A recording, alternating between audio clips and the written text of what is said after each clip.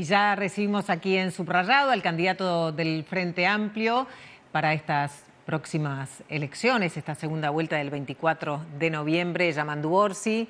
¿Qué tal? Bienvenido, buenas noches. Gracias a ustedes.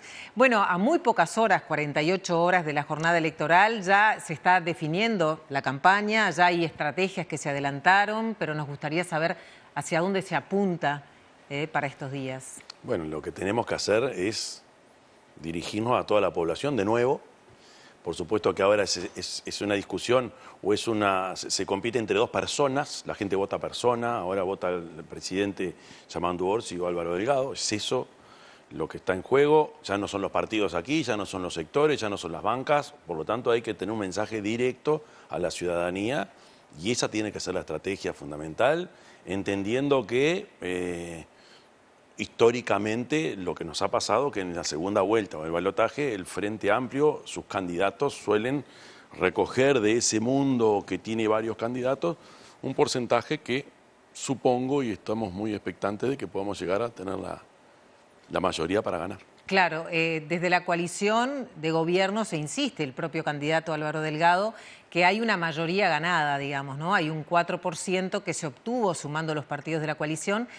Pero ese porcentaje evidentemente no debería tener una respuesta lineal. Pero para ustedes, ¿no? Más allá de que este sea un argumento de esa respuesta lineal, ¿cómo evalúan el mensaje hacia esos votantes que deben conquistar, ¿no? Que deben convencer seguramente a grupos que integran la coalición de gobierno hoy? En realidad uno no debemos apelar a grupos, sino a las personas, a los ciudadanos, que libremente suelen votar una cosa hoy, otra cosa mañana, y entiende la ciudadanía perfectamente, y nos pasó en la última elección que teniendo un 39%, el repunte fue enorme, fuimos 8 puntos arriba, lo que quiere decir que la gente a propósito te vota para el Parlamento una cosa y después vota de manera diferente y no se corresponde directamente el 100% los votos que tú tuviste.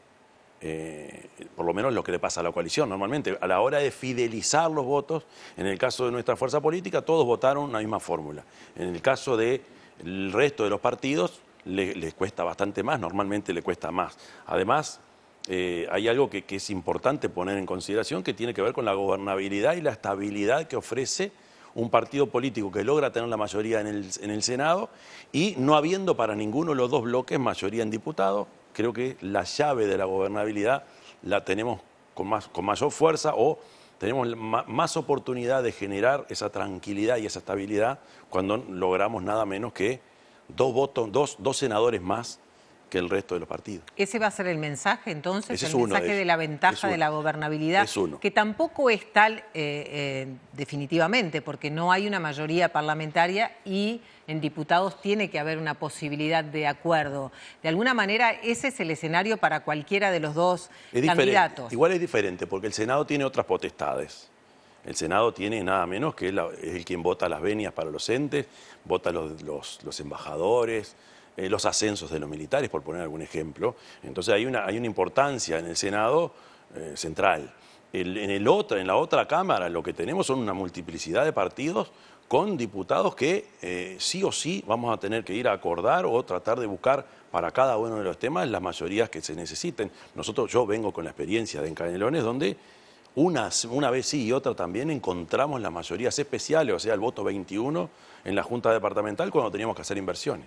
O sea que hay que ir a buscar ese acuerdo a la Cámara de Diputados. Y ese acuerdo habría que buscarlo con partidos que integran hoy la coalición. ¿Eso hace que se cambie la estrategia de la campaña teniendo en cuenta la necesidad de ciertos consensos luego del 24 de noviembre? No, en nuestro caso no es necesario forzarla porque ha sido nuestra prédica y nuestra práctica desde que estuvimos en el gobierno. El Frente Amplio, cuando le tocó estar en el gobierno nacional, lo hizo permanentemente. Al candidato del gobierno, Álvaro Delgado, le cuesta mucho más porque en estos 5 años no pudieron generar ningún tipo de acuerdo, al contrario. Llegaron al gobierno, te dijeron sentate en el cordón, espera que vuelvas a ganar, porque no se logró ningún tipo de mayoría para la Tribunal de Cuentas, lo contencioso, Corte Electoral, Fiscalía de Corte, nunca lo hicieron, no tomaron la iniciativa, entonces creo que la realidad y la experiencia en el gobierno también demuestra cómo actuamos cada uno de nosotros. Yo puse el ejemplo concreto de Canelones. Cuando Canelones teníamos un acuerdo con el resto de los partidos para votar un fideicomiso, porque incluso hay alcaldes, hay municipios que son del Partido Nacional, vino la orden de Torre Ejecutiva a decir no se acuerda, no se puede votar. Entonces, a la hora de tener la llave de la gobernabilidad, no solo cuenta el discurso y lo que uno plantee, sino también la experiencia, la actitud y lo que la realidad nos demuestra cada vez que nos tocó gobernar cada uno de nosotros. Bueno, de hecho, Delgado ayer estuvo diciendo aquí mismo que él ve necesario un acuerdo, un consenso después del 24 de noviembre, que cree que tiene que plantearse, al menos en algunos temas sustanciales. ¿Hay algunos temas sustanciales en los que hay que hacer un acuerdo después del 24 de noviembre? Sí, lo comparto y lo dije antes del domingo pasado, yo lo dije en un canal colega de ustedes, lo dije, eso hay que hacerlo, hay que poner, al otro día de las elecciones hay que sentar en una mesa para el tema riego, para el tema seguridad, para el tema educación, lo dije antes. Lo que me parece que hace mi contendiente es plantearlo después del domingo cuando ve que no tiene las herramientas para gobernar. Yo no quiero decir que no le creo, no tengo por qué no creer, pero creo que la realidad demuestra que les cuesta mucho más al Partido Nacional cuando llega al gobierno llegar a esos acuerdos porque no es su práctica. Entonces, bienvenida sea la propuesta, ojalá lo hubiese planteado en toda la campaña, porque yo lo comparto además. Y no tengo dudas que esas cosas siempre se pueden lograr. Pasó con el cambio de la matriz energética, pasó en algunos momentos con los temas de seguridad y tiene que seguir pasando. Por lo tanto, bienvenida la propuesta, bienvenido el cambio de actitud que desde el domingo para acá tiene, lo que me parece que a la hora de llegar a los acuerdos, ellos están teniendo dificultades incluso para acordar adentro de la propia coalición de gobierno actual, a tal punto que tienen unos chisporroteos que me parece que, si bien es cierto, los acuerdos siempre se pueden lograr, el país no puede estancarse ni detenerse, tenemos que andar muy rápido, tenemos que tener celeridad, porque el crecimiento que estamos teniendo no nos permite perder tiempo en tires y aflojes, sino que hay que darle tranquilidad al país entero de que el gobierno que llega a tener el Ejecutivo tiene los respaldos en el Parlamento, que incluso eso significó cuando apareció la modificación de la Constitución y se impuso lo del balotaje. El 66% de los frenteamplistas puso la papeleta por el sí a la reforma constitucional del sistema previsional. De alguna manera hay alguna demanda, hay un reclamo que está significando fuertemente esta decisión. Claro, ¿Y usted cómo lo va a ver? Yo creo que hubo dos señales. Hubo 1 millón de personas que nos dieron una señal a pesar de que no se logró llegar, pero después hay otro tanto que nos planteó lo mismo en el tema de allanamientos nocturnos. O sea, que hay que saber leer esa realidad. Incluso en partidos menores, en otros partidos, el porcentaje fue alto, en el caso de la Seguridad Social. E incluso más de un 10% de los partidos de gobierno actual también nos dieron esa señal. Esto es claro, ¿no? Acá es bien binario, se votaba sí o no se votaba. Y la realidad, la ciudadanía resolvió. Ahora, no podemos hacer que no entendemos, que no escuchamos el reclamo. Evidentemente hay cosas en el sistema previsional que no están conformando. ¿Y cuáles son los cambios que puede impulsar un gobierno del Frente Amplio? Una de las cosas que complicó fue que en la actual normativa de jubilaciones o de pensiones, lo que se hizo, al barrer se mandó todo el mundo a los 65 años.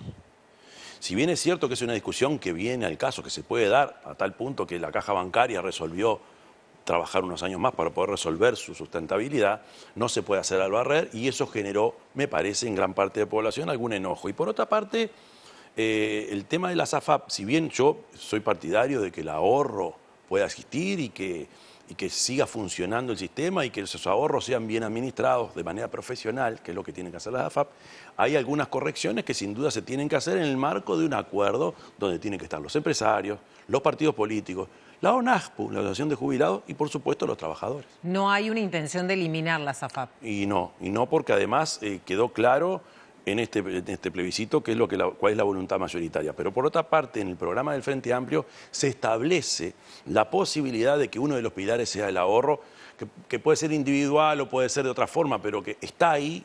Hay que mejorarlo. Ya hubo alguna corrección, por ejemplo, a lo largo de estos años, en cuanto a las tasas o la ganancia, aquello de lucro o ganancia, ¿verdad? Yo creo que no está mal revisarlo. Parece estar planteado el debate entre lucro o ganancia en la interna del Frente Amplio. Yo creo que ya hubo un cambio en las tasas. Cuando el tema de los cincuentones ahí se tocó un poco. Yo creo que hay también que analizar cuáles son las tareas o cuál es la tarea fundamental de la FAP, que para mí es claro que es administrar los fondos que tienen ahí y no salir a buscar trabajadores y en esa competencia por traerme más trabajadores y al final termina pasando que es como una especie de competencia por la adhesión. Yo creo que por ahí habría que corregir un poco eso, pero como establece el programa, el ahorro es una posibilidad que se establece como viable. En este proceso, hasta el 24 de noviembre, se van a conocer más nombres de integrantes del gabinete, además del ministro de Economía, Gabriel Odone. No tengo pensado, de verdad, no, incluso lo hemos hablado, no tenemos ni apuro ni necesidad, evidentemente dejaremos avanzar, trabajamos mucho con los equipos, incluso nos están invitando a actividades donde vayan equipos de asesores en cada uno de los temas, no tenemos ningún problema, está bueno que así sea. Hay que prepararse para el debate obligatorio, que será seguramente el 17 de noviembre. Es una fecha tentativa que está manejando la Corte Electoral. ¿Y ya se está preparando para esa instancia? Todavía no. Yo creo que en esta práctica de la campaña uno va entendiendo los temas y bueno, se verá en su momento cuál es la mejor forma y cuáles son las coordenadas. No tiene mucho misterio tampoco, pero bueno. Además del debate hay una campaña que hacer y que implica muchos kilómetros, implica mucho diálogo y mucho oído abierto, porque siempre hay tiempo de entender algo más y de plantear cosas nuevas. Delgado manejó ayer la posibilidad también, o la intención, o el deseo de que hubiera espacios de debate también en otras instancias, en cámaras empresariales. ¿Eso puede haber? Sí, ya nos invitaron, ya nos plantearon de cámaras empresariales que sí, ¿cómo no vamos? ¿Están considerando esa posibilidad? No, ya dijimos que sí.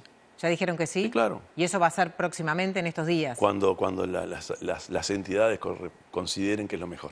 Hay una agenda de esta semana donde ya se va a salir a la cancha. Muy de corto vuelo, muy de corto plazo, en algunas actividades muy puntuales aquí, en el área metropolitana, y después saldremos al resto del interior, fundamentalmente agradecerle a ese empuje, porque el Frente demostró y la realidad nos muestra que crecimos en el interior, recuperamos el interior y crecimos en todo el país. Fue el partido político que creció más e incluso hoy, analizando algunos números, el Frente Amplio comparado con los dos partidos tradicionales es mayoritario. ¿Hay una zona del país que va a ser prioritaria para ir a convencer a adherentes? Veremos.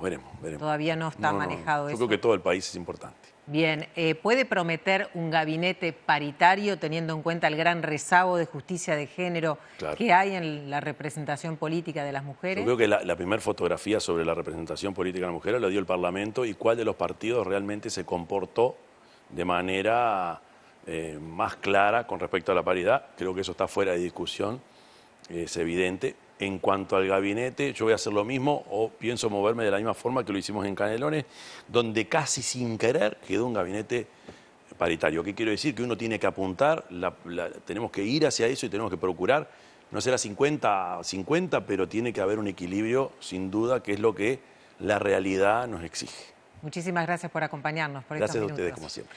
Hacemos la pausa, enseguida venimos con más noticias.